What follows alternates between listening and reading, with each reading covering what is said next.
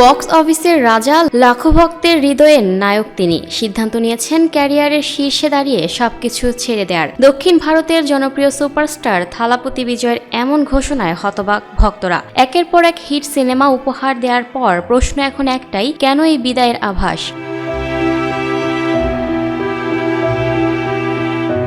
নিজের আসন্ন সিনেমা জন নায়াগনের পর অভিনয় জীবন থেকে সরে দাঁড়িয়ে পুরোপুরি রাজনীতিতে নাম লেখানোর সিদ্ধান্ত নিয়েছেন বিজয়। আর ঠিক এই সিদ্ধান্তের পেছনের কারণ এবার সামনে আনলেন তার ঘনিষ্ঠ বন্ধু ও অভিনেতা শাম। কেন এটা শেষ ছবি? শামের এমন প্রশ্নের জবাবে বন্ধু বিজয় জানিয়েছিলেন, কিছু করতে চাইলে সেটার উপর পুরো ফোকাস দিতে হবে, তাহলেই সফল হওয়া যায়। তার এই এক বাক্যই যেন বদলে দিয়েছে সব হিসাব। পরিষ্কার লক্ষ্য, অটল সিদ্ধান্ত, এভাবেই জানান দিলেন নিজের নতুন যাত্রার দিকে এগোচ্ছেন তিনি।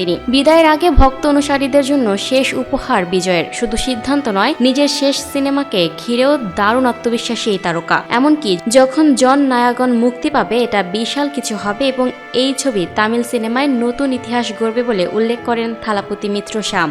একদিকে বিদায়ের আবেগ, অন্যদিকে নতুন শুরুর প্রত্যাশা। ভক্তরা এখন অপেক্ষায় শেষবারের মতো বড় পর্দায় প্রিয় তারকাকে দেখার। রাজনীতির ময়দানে বিজয়ের যাত্রা বিজয় পাবে কিনা সেই উত্তর লুকিয়ে ভবিষ্যতের হাতেই। এর মধ্যে দিয়ে একজন সুপারস্টারের বিদায় হতে নাকি সূচনা হতে যাচ্ছে এক নতুন নেতার, সেই উত্তর দেবে সময়। তবে আপাতত সব নজর এখন জন নায়াগন এর দিকেই। Lucky Akter, up to date news, Dhaka.